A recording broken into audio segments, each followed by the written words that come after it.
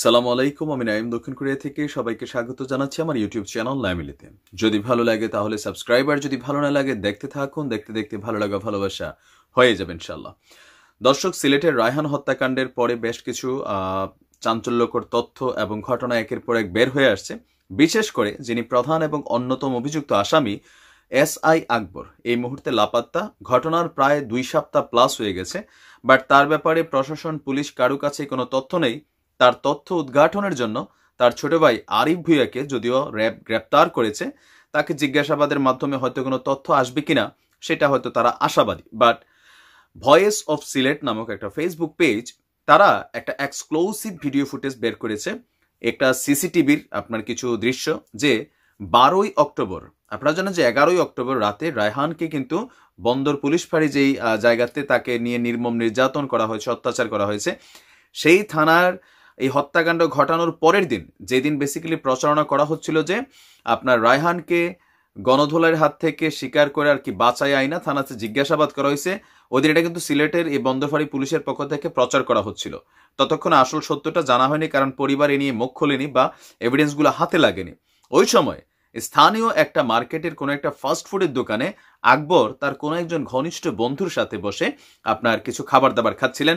সেই সিসিটিভি ফুটেজে এই যে ঘনিষ্ঠ বন্ধু, তিনিকে এই ক্যারেক্টারটা কিন্তু এখন আবার এই রায়হান হত্যাকাণ্ডে নতুন আর একটা মোড় নিল। তবে এই ক্যারেক্টার যে সেই হত্যার সাথে জড়িত বিষয়টা তা না, হতে পারে আকবরের কোনো বন্ধু, কাছের মানুষ, শুভাকাঙ্ক্ষী হয়তো এই ঘটনা সম্পর্কে জানে না। বাট যেহেতু ঘটনার পরের দিনও আপনার আকবরের সাথে এই লোকের সম্পৃক্ততা ছিল, সো এটা আইনশৃঙ্খলা বাহিনী সম্ভবত তাকে খোঁজ করছে। তো আপনার মূল ভিডিওটা আমি এখানে কিছুটা আপনাদের জন্য অংশবিশেষ রেখেছি, যেহেতু আমাদের কিছু সিস্টেম আছে। বাট ভয়েস অফ সিলেট পেজকে আমি মেসেজ করেছি, যদি আমার মেসেজ আপনারা দেখে থাকেন ইনশাল্লাহ দেখে নেবেন। যদি ভিডিও সম্পর্কে কোনো আপত্তি থাকে আমি অবশ্যই ভিডিও এটা ডিলিট করে দিব। তো আপনাদেরকে প্রথমে আমরা ভয়েস অফ সিলেট পেজের সৌজন্যে আমরা এই ভিডিওটা দেখাচ্ছি, সেইখানে আপনি দেখতে পাবেন যে আসলে ওই দিন ঘটনার পরে কি হয়েছিল। তো চলুন আমরা কিছু অংশ বিশেষ দেখে আসি যে আসলে কি হয়েছিল ওই দিন। আকবর এখন কোথায়? সবার মনে প্রশ্ন এখন এটাই। আমরাও জানি না আকবর এখন কোথায়। তবে আমরা একটি সিসিটিভি ফুটেজ খুঁজে বের করেছি, যেখানে দেখা যাচ্ছে আকবর তার এক ঘনিষ্ঠ জনকে নিয়ে সিলেটের একটি মিষ্টির দোকানে কিছুক্ষণ অবস্থান করেন।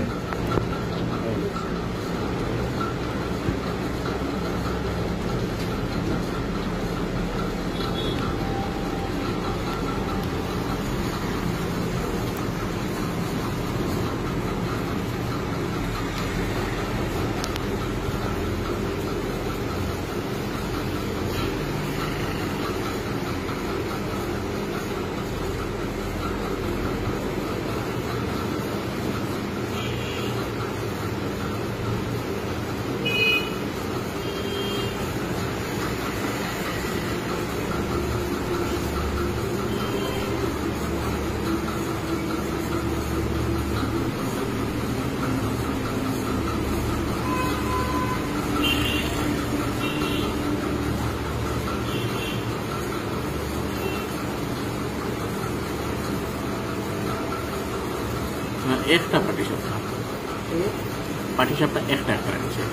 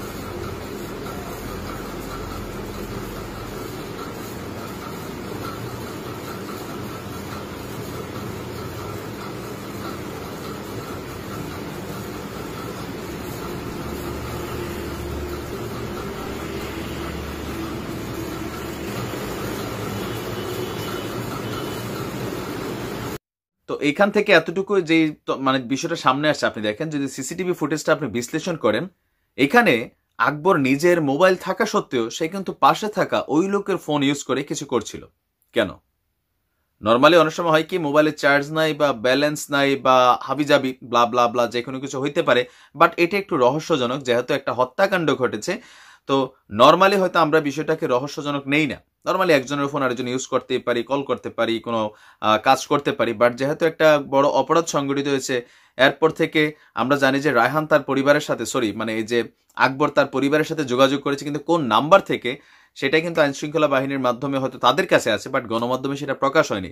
বা এর পরের দিন আপনারা জানেন যে SI হাসান এই ঘটনার আগে পরে সব মিলেয়া আকবরের সাথে তার প্রায় 40 বার আর একটা হচ্ছে 19 বার সম্ভবত কল হয়েছিল, টেক্সটিং হয়েছিল, যেটা আমরা দেখেছি PBI এর তদন্তে বের হয়ে আসতে। তো সেইখানে সম্ভবত হাসানের সাথে যোগাযোগ করছিলেন নাকি অন্য কারোর সাথে, সেই সকল প্রশ্নের উত্তর কিন্তু বের হবে যখন এই মানুষ যিনি আছেন তাকে যদি খুঁজে পাওয়া যায়। সম্ভবত আকবর লাস্ট কোথায়, কিভাবে, কোন মুভমেন্টে ছিল সেটা সম্পর্কে জানার হতে সুযোগ হবে। যদিও ইতিমধ্যে অসমর্থিত সূত্রে বিষয়টা কনফার্মেশন হয়ে গেছে যে আকবর এই মুহূর্তে বাংলাদেশে নেই। সে আপনার যে হবিগঞ্জ সীমান্ত দিয়ে সে কিন্তু ভারত পালিয়ে গেছে। বেশ কিছু পত্রিকা এটাকে সাপোর্ট করেছে এই তথ্যটাকে, প্লাস স্থানীয় একজন সাংবাদিক এই ঘটনার সাথে রিলেটেড, ওই সাংবাদিকের সম্ভবত কোনো এক বন্ধু তিনি আবার ফেসবুকে কিন্তু লিখেছিলেন যে একজন সাংবাদিক একজন পুলিশের মাধ্যমে কিন্তু আকবর বাংলাদেশ ত্যাগ করেছে। এখন এটাগুলো হচ্ছে আমাদের পারসেপশন বা ধারণা। তো এই সকল কিছু তথ্য প্রমাণ তখনই কনফার্মেশন করা হবে যখন আসলে মূল ঘটনাটা আকবর অ্যারেস্ট হবে। তারপরে হোক, ভালো থাকুন, সুস্থ থাকুন। আমরা রায়হান হত্যার বিচার চাই। আসসালামু আলাইকুম রহমতুল্লাহ।